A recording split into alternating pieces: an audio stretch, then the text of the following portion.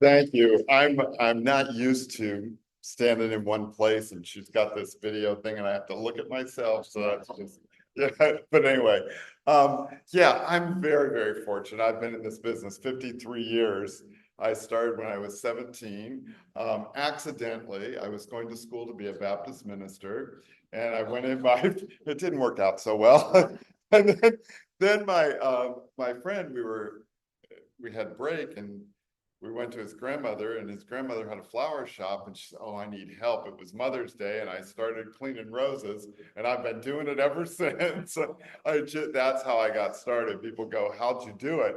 How'd you have that talent? And I say, it was just sort of a natural thing. I tell you, my grandparents are ones that really inspired me. They always had gardens. My parents did too, but my grandparents had bigger gardens and beautiful flowers. And so I think that was part of it. And part of it was sort of interior design. My grandparents were ministers, my grandfather, and they would move from one church to another church. And I remember as a little kid, my parents would drive, they're going to move in this house next to this church.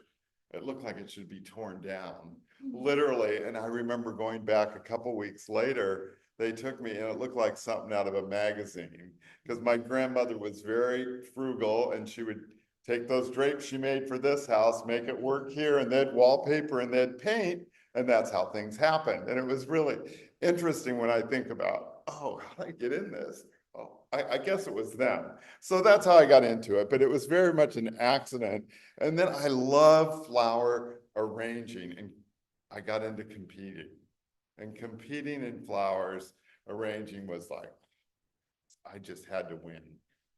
I was probably a bitch when I was younger because I just wanted to win. I didn't care. I wanted to make sure I did the very best I could. I won a lot of contests back in the 70s and 80s. And then in the 80s, I went to America's Cup. It was a competition between North America. There were 15 finalists. It was in Boston at Boston University in front of a lot of people. And we had to do this. And I was runner up. So that's when FTD came and said, would you teach for us? So I did that for quite a few years till they were sold. And then I went to work for Teleflor, but also had a shop during the time. So I was doing weekends and traveling a lot. So that's sort of my background a little bit. And then I got into mass market back in '99. And so I've been in everything, all the way from flower shop, buying for a large company, a wholesaler, and then also now in the mass market. And this is one of the most interesting things. Sunshine Bouquet, we grow flowers in Ecuador and Colombia. And we're one of the largest growers. And this will tell you, the video I'm going to show you will tell you a little bit more. And we're in the process of making a new one because this was made right before the pandemic or during, and it says 20,000 employees. Now there's over 30,000 employees because of the need for flowers in America mainly. We ship some to Europe, but mainly in America. And I know I want you to ask questions too after you see this video, because I know you'll have some, and I could just keep talking for hours on what this is and how it happens and how fast the flowers get here. It's very, very different than you might think. So let's go ahead and play the video first. And this gives a little bit of the background of a Sunshine Bouquet. When I was younger, my calling was to play.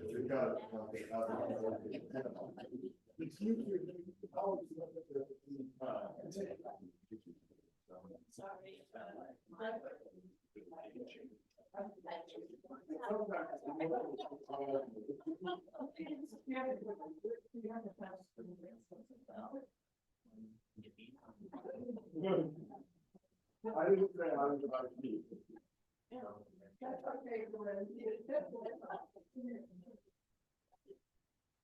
used to think I was never meant to be beautiful.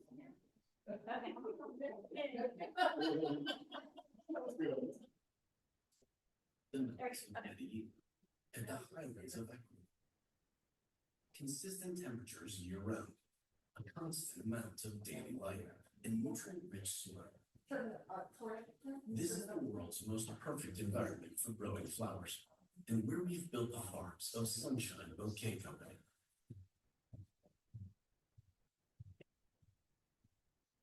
Here, we grow over 60 different species spanning over 1,800 varieties of the world's most gorgeous flowers, distributing over 1 billion stems yearly throughout North America. But our roots stretch decades back and thousands of miles away to 1936, when Alex Simcoe opened a small chrysanthemum farm in New Jersey. In 1971, Sunshine Bouquet Company was founded to service the fast-growing mass market industry in the U.S. From there, we've continued to grow. In 1993, we opened our Miami facility. In 2002, we purchased our first flower farm in Bogota, and in 2010, we achieved Rainforest Alliance certification. Today, we grow the largest assortment of flowers, more than any other grower in the Americas. With over 3,200 acres of farmland operating 7 days a week and 52 weeks a year, we ensure a proper cut stage and consistency for every stem. From seed to store, vertical integration allows us to manage operations from our farms to final delivery to our customers. We began as a family business, and as our company has grown, so has our family, to a team of over 20,000 dedicated employees. It is their hard work that is our company's most valuable asset. By initiating social programs and creating opportunities for our employees and their communities, we are investing in their future as well as ours. These devoted growers have years of experience ensuring the quality of every plant. We hand tie and spiral all of our bouquets to show off texture and form.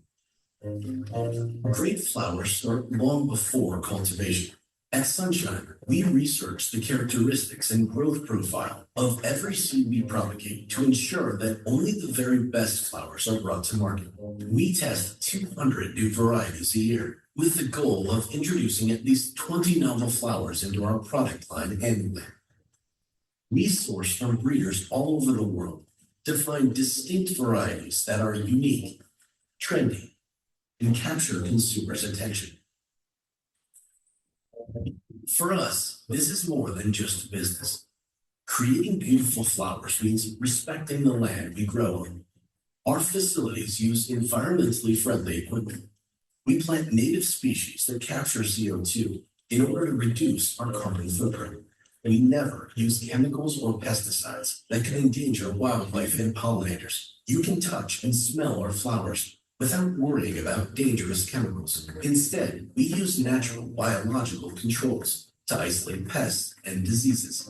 We actively reduce water consumption by collecting and storing rainwater with our system of reservoirs. Composting and recycling takes place at all of our farms and facilities. We believe that our environmental practices and equitable treatment of employees are major factors that contribute to why we are one of the largest exporters of flowers from Colombia to the United States.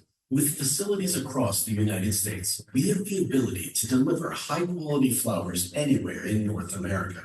Our unique Miami facility is customs bonded, allowing us to receive flowers in minutes of flights arriving daily from Bogota, Medellin, and Quito.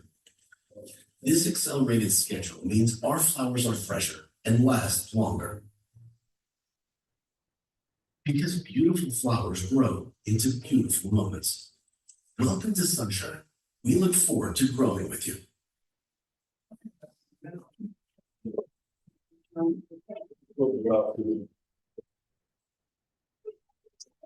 We'll stop this video. We do have one more. You want to go ahead and you can pull that up so it'll start. Not that one. We'll have to go to the. Okay, let's. Yeah, it's Sunshine Bouquet Company, and just keep going because there's a couple of them, and I think they'll be really interesting.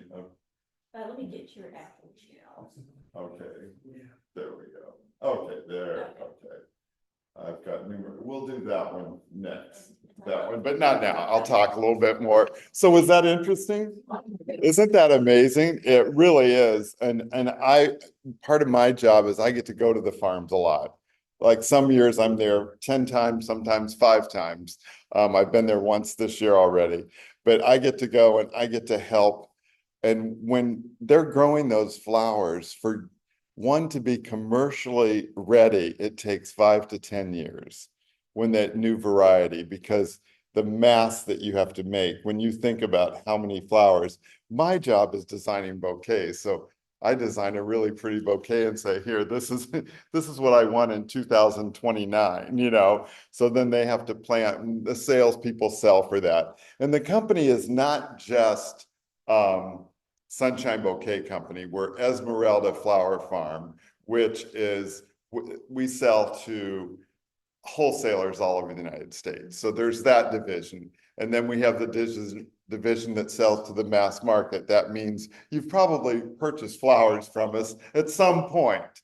And some of the companies keep our little logo on there, the Sunshine Bouquet with the little hummingbird, and not all of them do. I know there's lots of questions. Well, why aren't they fresh, or why aren't they that?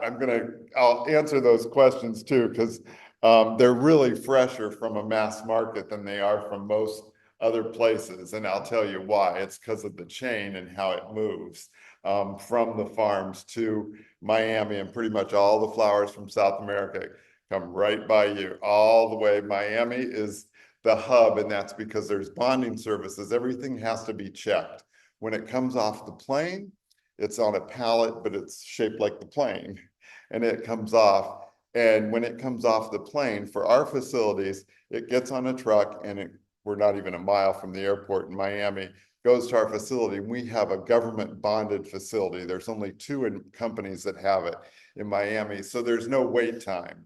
When it's busy, those flowers could sit at the airport outside any time of year, 6 to 10 hours sometimes. But it's not always that long, because they have all the ones they have to wait in line, but they come right to us, and they're put in a cooling system, and that cold chain is not broken until it gets to a warehouse someplace. So everybody works with jackets and coats on in Miami. It's we have quite a few facilities down there. And when it said farms, we have about 80 farms. That means that there's some that are close together, some are fairly far apart. And has anybody ever been to Colombia? Have you been to Colombia? It's a pretty amazing place. And people go, why do flowers grow so well there? It's the same temperature 365 days a year. They only have a very, very range, probably from 50 to 65 is pretty much average. And once the sun goes down, you need a jacket on. So it's up in the mountains on the savannas of Colombia. And that's where the flowers grow best. And in Colombia, most everything we grow is under a greenhouse. It's not a greenhouse like you have here. If we built the ones like we build here, they'd be gone the first hurricane. It's all plastic, and it's changed every so often. And if you saw in there the rainwater, all the rainwater goes to reservoirs, because if there is a drought or anything, that's what we use to water all the flowers. And it's been about 15 years, knock on wood, since we've had a freeze there. I was down there during that time, and it's worse than Jacksonville freeze. I mean, if it's 3 nights, we water the whole night, and that's what saves the plants. And it was quite interesting, because it was going to be cold 3 nights, and that's what it was, not 4. So we were safe, but it really is interesting, because you talk about your plants dying here. I mean, it was like overnight, the banana tree, things were just gone. So that hasn't happened for a long time. And we have many, many more farms than we had then too, and different levels. In Medellin, things grow different. For example, a chrysanthemum, if you have the same variety, the same everything, and you plant it in Bogota, and then you plant it in Medellin, it was lavender here, but it's almost a peach here. So the elevations are very, very different, and we grow things better in certain elevations, and it's very, very interesting how that works. But I know there were things on there I was thinking about. Do you have any questions about what you saw in that video? Oh, yes. Oh, yeah. We weren't even worried about Colombia at all because we have a fair trade agreement with them and it was just signed last year for so many years. So that was going to be great. We didn't think a thing about it. And then the incident happened yesterday and it was like, okay, we're going to slap this on you, but you can't. Anyway, it was just a big it was resolved. We have a lot of people in government affairs there and here. So that was resolved. Ecuador is not the same. Ecuador is a little bit different. We don't have the agreements there, so it could affect some things that happen in the future. Hopefully not. When we talk about flowers, we talk about what happened when I started in the industry. There was tons of flower gardens and flower growers in California. All of our carnations came from Colorado. There were greenhouses everywhere.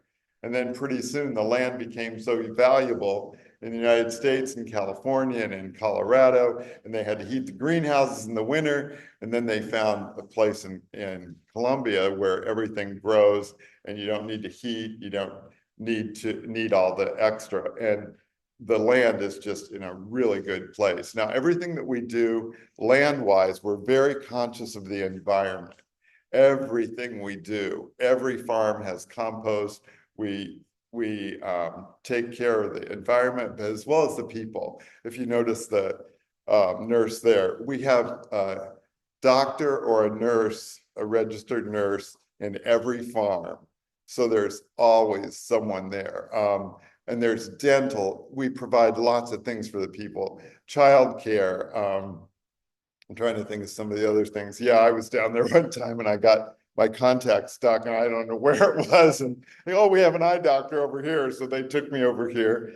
And if you have a backache, they have the medicine for that too. It's been interesting, but they really do take care of the people. And the people love what they do. It's just so interesting. I was doing, and you'll see this in a video. I'm going to show you in a minute. When I was down there doing some stuff, people, if you can imagine those greenhouses and they work with lilies, that's all they see is lilies. They never see it. They don't see the finished product. So we were doing a film down there and we took the bouquets that had lilies in front, and they're just like, had no idea, you know, they might have an idea, but they never see the finished product because that's their job, that's their field. They don't go to where we mass produce them. And when you saw those rooms with all those people, it looks like, wow, we have probably 10 facilities like that. One of our facilities is almost the size of a football field. Because it takes a lot of hands to do that. And you wonder how many hands touch those flowers. Oh my goodness. I just think we had a customer come down with some friends. He said, my friends are coming to Colombia. You want to give us a tour of the farm? So we did. And the friend goes, that flower, and it was a mum, should be $10 because he saw how many people touch that flower. And there's a lot of things about the growing process. I could talk for days on that, on each flower. But what I think I'll do is I'll show you the next video. And if you have any questions, it's going to be the one. Yeah. And this one, there's some Spanish. So if anybody knows Spanish, you'll see it better. Yeah, go ahead and get over that. And but we put the English words on it, so you have to read pretty fast. The next video, we didn't do that. There we go.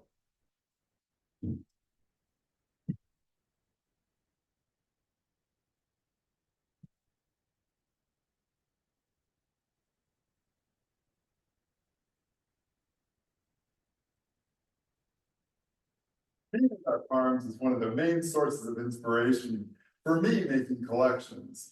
Inspiration can come from many sources. Sometimes it's a storefront, it could be a magazine, or sometimes it's just one single flower. I tend to design in just 2 to 3 colors.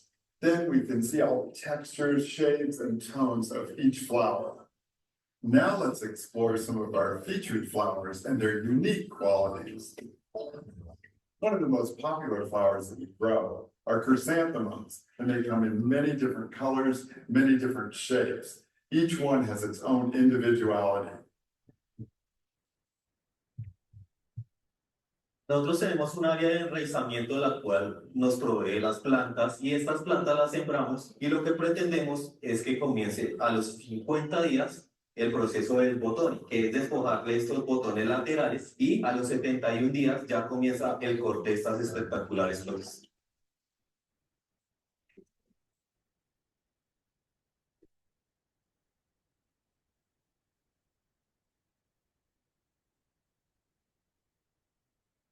Here is the red eye, which is a garden rose, one of the many, many flowers that we grow here at Sunshine Bouquet.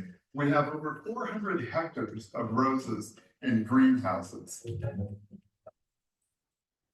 Estamos en ese momento en un cultivo de Garden, exactamente la variedad Red Taste.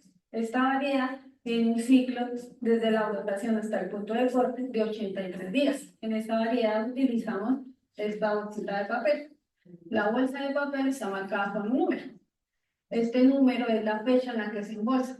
Por ejemplo, hoy 10 de mayo se tendría que desembolsar para que llegue a este punto de corte hasta el 10 de junio. Dura exactamente un mes. En esta rosa que estamos viendo es rosa estancia. Aquí utilizamos bolsa de tela quirúrgica. Esta bolsa quirúrgica la utilizamos 3 veces con el objetivo de contribuir al medio ambiente. Here we are in the lily cooler to see our bulbs that are all decked. And they all have to be kept below freezing before they're planted. And it doesn't look very pretty right now, but it actually is going to be absolutely beautiful as you see the life of a lily. Now we're here to see the beautiful bloom of the lily bulb that we saw earlier. It's absolutely gorgeous in this wonderful orange color. This is a one-time bulb, and this is all harvested at the exact perfect time when the lily bud is a certain size, and all the professionals around me know exactly when it is time to harvest the beautiful lilies.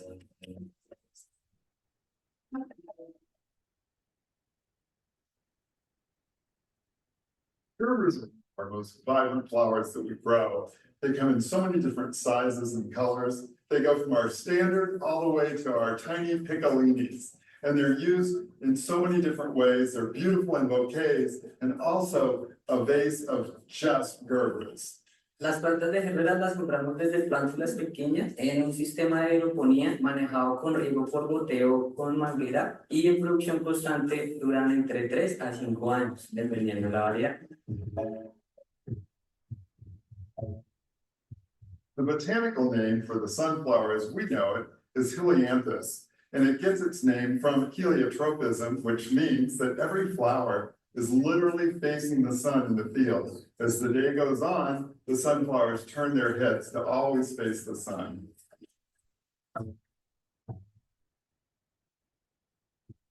Delphinium is one of the many flowers that we grow that truly has the blue color to it. It is also a flower that has a linear shape to it, and it continues to bloom from the bottom up. So you get a long life and beautiful flowers continually.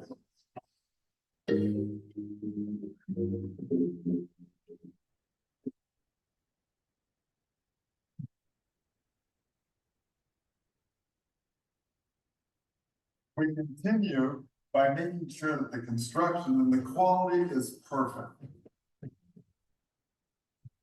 What really sets Sunshine apart is the attention to detail in every hand-tied bouquet.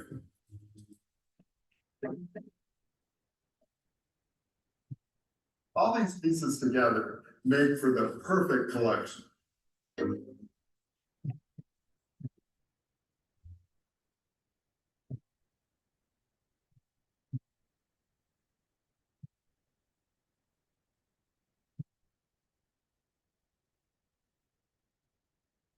There is nothing like coming home from the market with beautiful fresh flowers, knowing all of the care that went into each and every stem, from our farms to your home.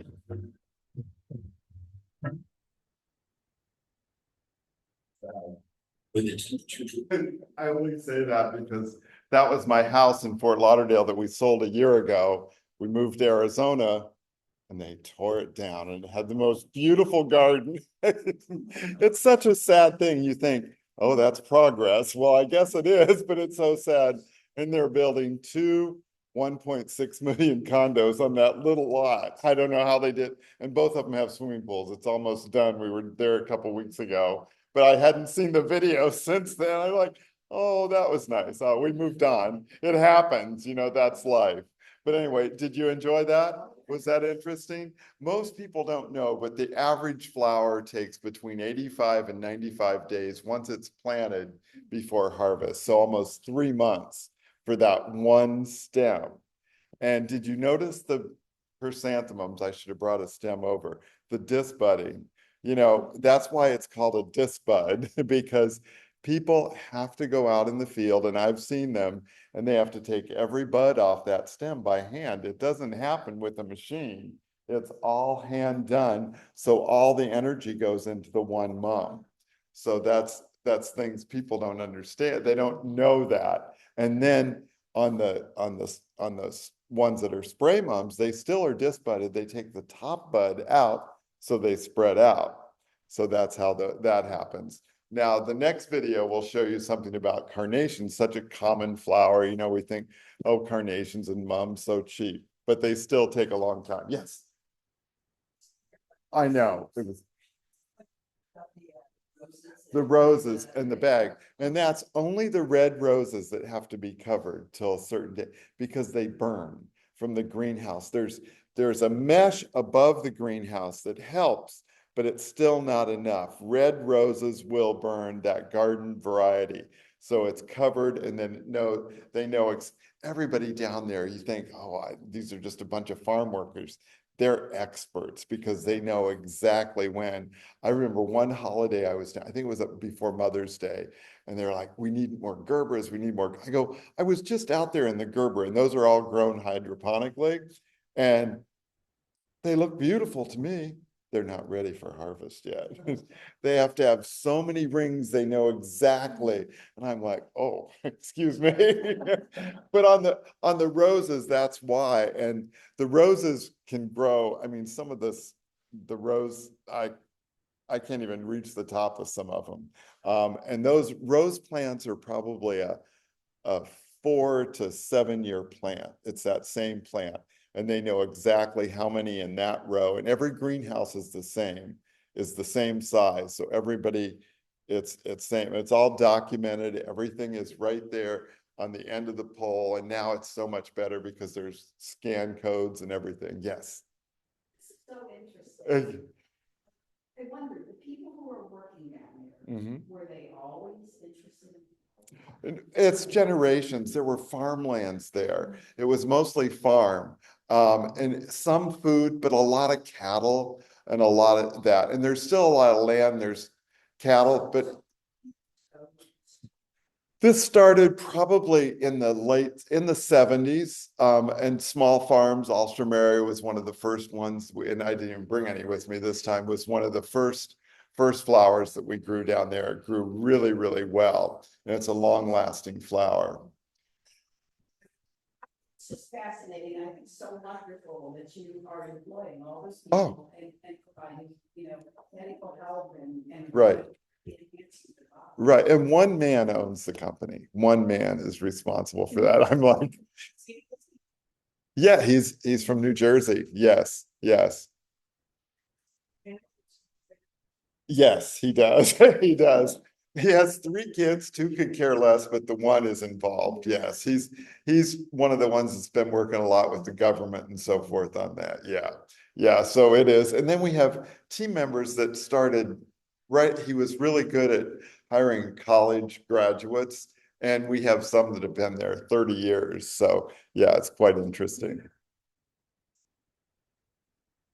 There's always problems there in certain areas. You just don't go in those areas. Now, there have been, not our growers, but I mean, this has been probably 15 years ago, tried to put drugs in the inside of the cardboard box, and it was found in North Carolina someplace. Yeah, but not really. And the sad thing is when people, and I feel like I'm Colombian. When people say, oh, drugs, that's all they think about when they think of Colombia. But it's really coffee, flowers, and so many things that are from there, but it always gets a bad rap when it comes in. It's such a beautiful country. Yes. What's the impact of the country's economy from this industry? Does it make? Oh, huge, huge. This is probably the second biggest import after coffee. Yes, it's huge. I don't know how many land acres as we would consider it, but I mean, we have a huge amount. Now, a lot of the land we own, some of it we lease. Yes. As a follow-up, are you a small, big, or medium fish in the pond of growing flowers in Colombia? One of the biggest. And there's two or three of us, but yeah, we're one of the biggest. Didn't used to be. Actually, we were one of the smallest, and it's just, and we really get good people. Every farm has an agronomist. They know exactly what they plant. There's experts in each variety of flower. If you took the person from the roses over to the mums, they'd have to learn because they don't know. They're really educated in that area. This really makes me appreciate when I get a beautiful. Right, it does. Now, let me explain a little bit about the time that's involved in that, when those flowers actually come. You saw the people harvesting and so forth, and those flowers are harvested in the morning usually. Usually they're in there at 5:30, 6 o'clock in the morning. And they'll take and harvest those flowers and make sure everything, and then it goes and it's processed in that big room. And if it's not made into a bouquet, it's put in a sleeve and it's put in a box that afternoon, and it's on a truck to the airport that night, and the next morning it's in Miami. And then that truck, right, and how we have how that flower gets in the right place with the right price on, that's way beyond me. That's what we have a lot of people that do that. But if that UPC isn't right on that bouquet, when it gets to the shop in Kansas, it's going to be wrong. And so there's a lot of checks and balances. A lot of people have to look at a lot of things. But okay, so it comes to Miami, and then it gets on a truck and it goes anywhere to Canada, any place across North America. And it's 3 days is about the longest in a truck, but it's always cool at 38-degree temperature. That's why tropicals don't work for us. They grow on the coast of Colombia, but they don't work for us because of the cold chain. They would be too cold. It would get too cold. Yes.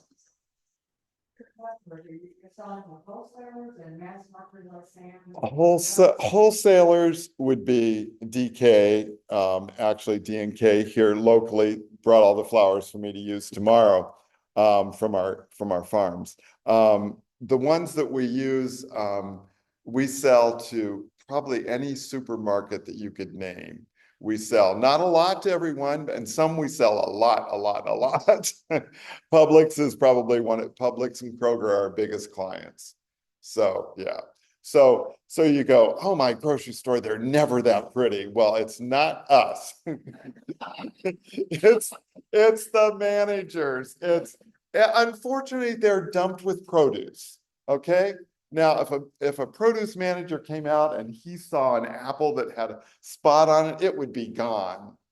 Unfortunately, they don't know as much about flowers. They think it looks good to me, it's going to stay out there till it sells. Unfortunately, that's wrong. Not every store is like that. There's a lot of stores that are really good about rotating it, and yeah, I get so frustrated with that. I go, just let me in there, let me train them first. And we do a lot of that training. That's what I do. I go around the country to our customers and the floral managers and train, but then they've got the produce. I always love it when the produce managers are there because they're the ones that really I'm able to teach. Yes. Any other questions on that? Yes. It's all why do cut roses fare so badly? Good point. Some of them, they're not taken care of through the process. Let's say, for example, it might be a company that doesn't have a bonding, and so they've sat in Miami for 4 or 5 hours and before they got to their facility and then put in the cold chain. Most of it's the care and handling. The care and handling is really important. And when I started in this business we wired every rose. I don't know how many remember, if we sent out we wired those roses. The only reason we did so they'd die in dignity. So they did it. That was the only reason. It really did not do any good. It's the care and handling. And we've come so far in the care of roses.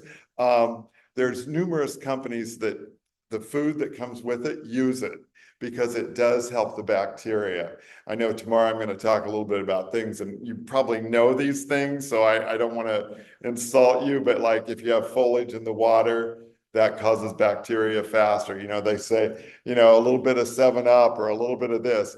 It's the combinations that are perfect with the food that comes with most of the flowers. It really does help the longevity of the flowers, but they've come a long way. Yes. You mentioned, the flowers at mass markets are fresher. Yes, and this is why, and I'll tell you that, because what happens, and there's some florists that get their flowers directly from the farms. Now they're FedExed, a little more expensive. So I don't say everybody, but most flower shops, which I had for years and years, what happens, there's brokers in Miami. So they order flowers on the open market. Like they'll say, I want 6 boxes of roses, right? Okay, so they got 6 boxes of roses. They get them in their warehouse in Miami. They're cool. And then, so they have to sell them to a wholesaler someplace in the United States. So they're in Miami for 2 days. And then somebody says, okay, I want some in Illinois. So they ship 2 boxes of those to Illinois. So that's a 2-day truck. So that's 4 days. And then the flower shop wants to buy some flowers from their wholesaler. So they could be in the wholesaler 2 days, and then they get to the flower shop. So that's 2 more days. That's why there's just a lot more time in between, where ours go to a warehouse, and usually those 2 to 3 days, once they get to one of the hubs, they're shipped out that next day because they don't have room. It's just like the milk, the bread and butter. It has to get out as a perishable item. So there's no problem. That's why. Did that make sense? Yeah. Okay, great. Any more questions? But learning about the flowers, it gives you more of an appreciation when you actually have that, and when you grow them in your yard. I love here just enough difference in this climate and South Florida that you can grow camellias and all these things. We couldn't grow those down there. And now I live in Arizona, trust me. I went through last summer and I had succulents die on me undercover. And it was so hot, but I figured out which ones grow, and I've got all kinds of pots filled with those, and they keep going on. So Yes. you've been really transparent. Why Arizona? Why? Okay. That's where I went to high school, and that's where I graduated. My family, my parents were there. We moved from Ohio to there when I was a junior in high school, and then I have 4 kids and 10 grandkids out there, so that's why. Yeah, so it's really fun. You would go back there a lot of times in the year, and we said, okay, it's finally time to move, so we did it. Yes. Flowers are shipped Dry. Yes. It boggles your mind, doesn't it? Okay. Okay. They're hydrated first, most flowers. It depends on the variety. They go in the warehouse, and everything goes in water. So they're plump, they're full. And so then the way they pack them, and you saw that one picture, how they pack those things in there, and then you pop them out. I wish I should have brought over a bouquet for you to see. Actually, Corrine, could you do me a favor? Could you go, not that yet, I don't want to keep you too late. Could you go, and there's a couple vases with orange wrapping on. If you could get the biggest one, I think it's on that one table to the left. Yes, biggest vase with the orange wrapping, yes. Right. Could you give some pictures on Oh, yeah. I'm gonna talk about this tomorrow too, but I'm a nut. I'll start with, oh, it's pretty. It might be a carnation, it might be a rose, it could be a piece of foliage. And I just, oh, that's really cool. And then sometimes I am definitely a color pattern. I have certain collections that I do that are definitely two colors. And you'll see, how many are coming tomorrow?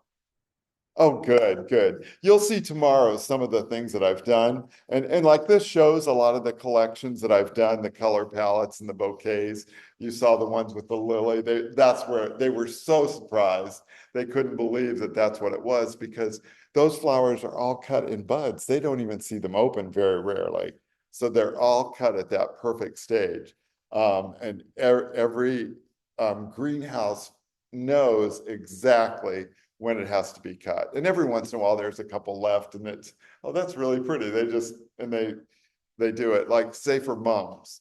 All the mums are, it's one plant, it's one time plant. That's why we can change from fall to Christmas overnight. And trust me, it's not always easy, but all those plants, you think, oh, they go down and cut them really nice. They pull the whole plant out. They take the whole plant and then they know the centimeters and then they cut it right there and it's just gone. So within 3 days, a greenhouse of mums is harvested. There's so many things. And I know those bouquets don't have it, but say one of the big mums. Have you ever seen them with the nets on them? How's that happen? It's not automatic. There's no machine that does that. You know when those nets are put on? 2 weeks before they're harvested. A lady comes by or a man and they put the net down and it just sort of is about this much below the bud.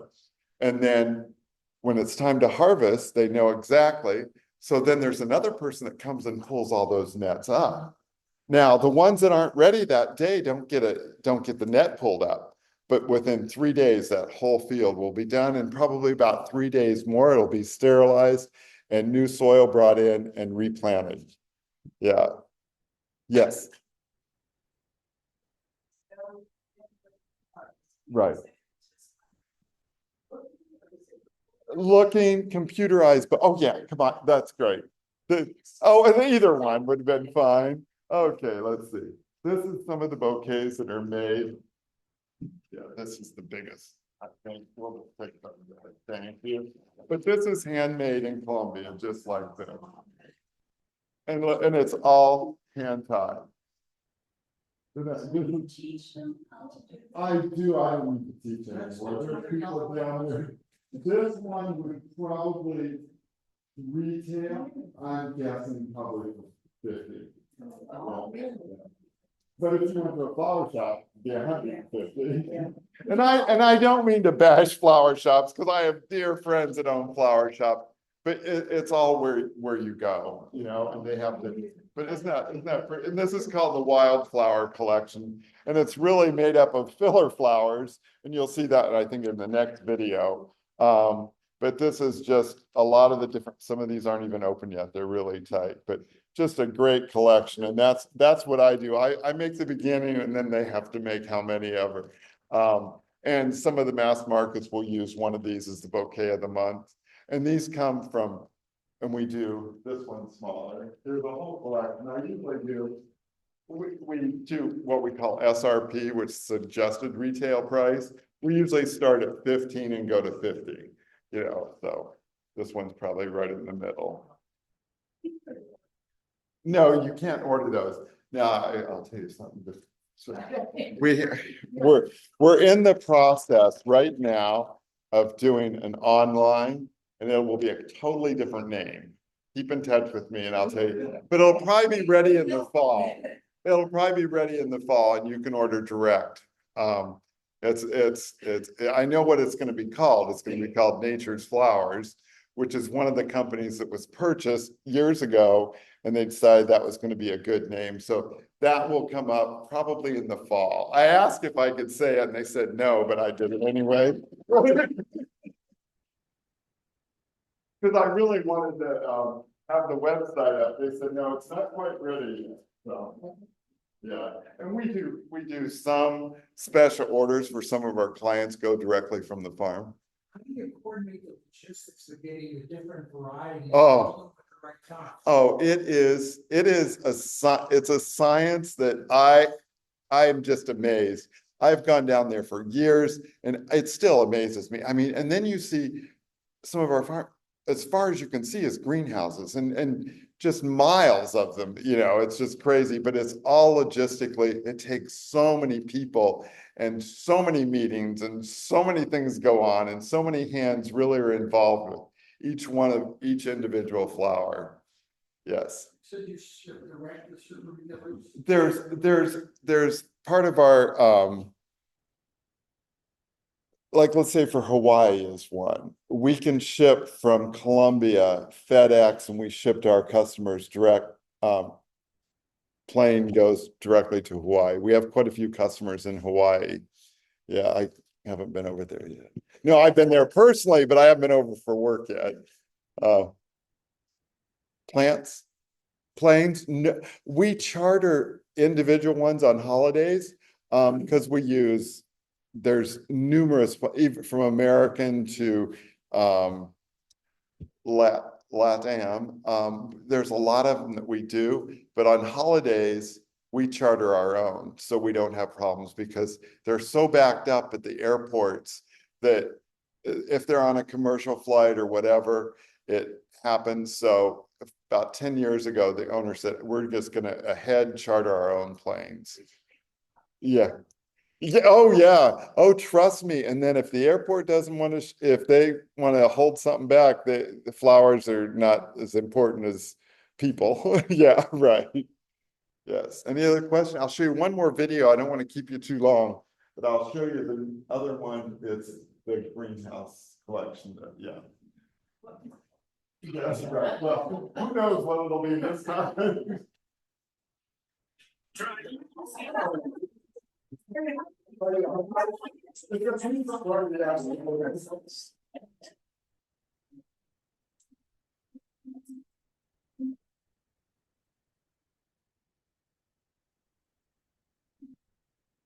Here in our amazing farms to look at a new set of flowers that will be featured in our greenhouse series. In this video, we're going to take you on a virtual tour through our vibrant and colorful greenhouses in Ecuador and Colombia. This is where some of the world's most beautiful flowers are grown. Now you'll be able to see the intricate process of growing flowers through the eyes of the people that make it all possible. We're in the carnation greenhouse today to look at the beautiful carnations. Many people don't know that carnations are really in the dianthus family. And in the dianthus family, there are so many varieties, colors, textures, and sizes that make it a great flower for designing in many, many different applications. In the dianthus family, we have the bryanthus, the green ball, the standard carnation, the mini carnation, and the raffines.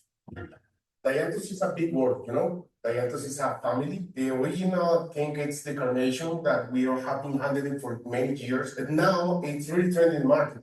We have been working with trying to introduce new varieties by colors and new cool stuff for the last 10 years. I think we are leaders in putting new varieties on the market. To introduce a new variety of carnation or any dianthus in the market as a grower, for us, takes 2 years. But before that, the breeding teams takes between 6 and 10 years to develop a new variety. It's a really difficult flower to grow, but it's amazing what you can find in a flower base when you get some of these nice products. Carnations has a really particular thing. For every single stem, you will need to take out 10 laterals in every single bed.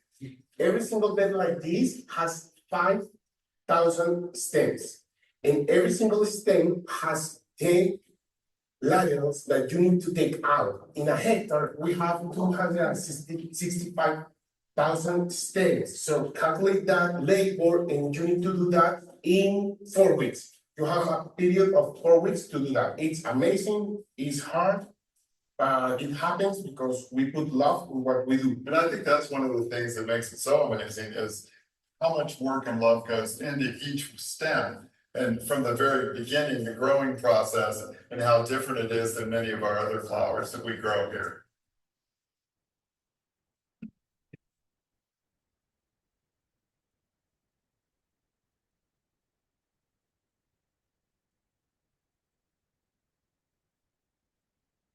Stock is one of the most beautiful flowers.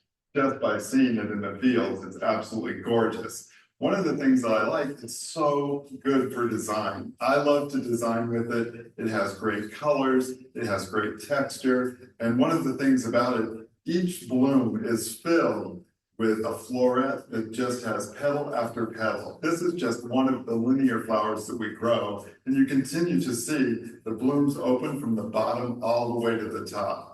One thing when we do designing, we always put the stalk a little bit lower. Most people don't know that the stalk will continue to grow as it's placed in water. So it gives you a long-lasting bouquet.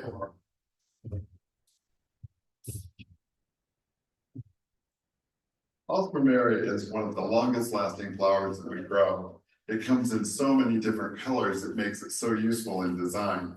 One of the things I like about it is kind of a surprise flower. You see it like this, and then when it blooms, it looks absolutely amazing. One of the other things I like about it in design is it really fills a lot of space and gives a lot of color and texture. Alstroemeria has so many different ways that you can use it in design. I like to use it to fill spaces, to put in vases. It just makes a very natural look. One of the things that we do here is we are continually testing new varieties, large blooms, small blooms, new colors. It all makes every day more interesting because you never know what's going to be new.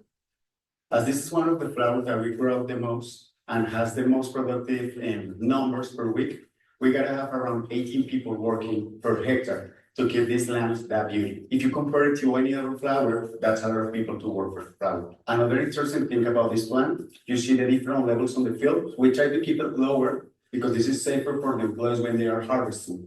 Alstroemeria is a flower that we don't harvest cutting it, but pulling out.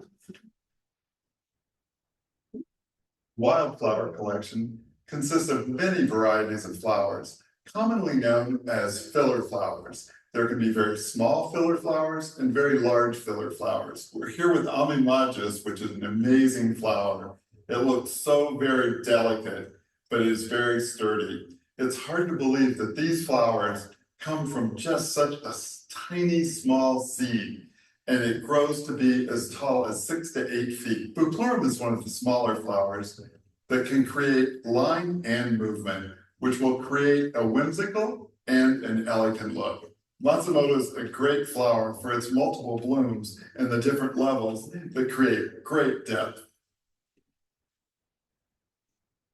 Campanula, sometimes called the bellflower, due to the shape of the bloom, is one of the most interesting flowers that we grow. What's interesting about it is that it usually blooms from the top down, so different than the stalk that we just showed you. It works great in many bouquets because the first flower to show is the top flower, and then you continue to have blooms all the way down. Campanulas are a very beautiful flower, but they're also very hard work. You have to cut them throughout the day multiple times because they're very sensitive to light and to temperature. One thing that I love about campanulas is their very long lasting life.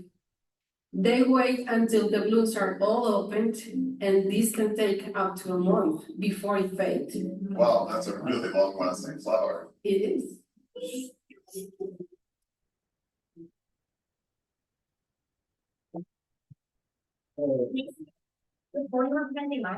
Yeah, the campanula is really pretty interesting. I have some of those over in the other room too, but they do open from the top. And when they harvest that in the morning, they have to go back 3 or 4 times because as soon as that top one opens, it's time to harvest. And then when you have it usually lasts until the last bloom is open. So it's kind of an interesting flower. Any questions on those? Did you learn something? carnations are the ones that most people have no idea.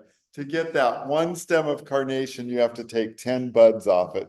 And people think, oh, that cheap old carnation, it takes a lot of work, and they're absolutely beautiful. Some of the varieties are just, I just can't even describe what it looks like when you see all these different varieties in one place. But hopefully you've enjoyed tonight and learned some things too. So thank you so much. I look forward to seeing many of you tomorrow too. It should be really fun. Yeah. Well, Paul, I want to thank you for agreeing to do this special event because I knew that there were people out there that would enjoy this, and to see your faces, because I eat this stuff up, and I'm so glad others of you do too. And please do tell your friends about the Garden Club. Come and support us. Bring others here too. And thank you so very much, and have a great night. But I want to say one other thing too, that Paul, in all likelihood, is going to be retiring this year, and he is going to be spending his time going to garden clubs.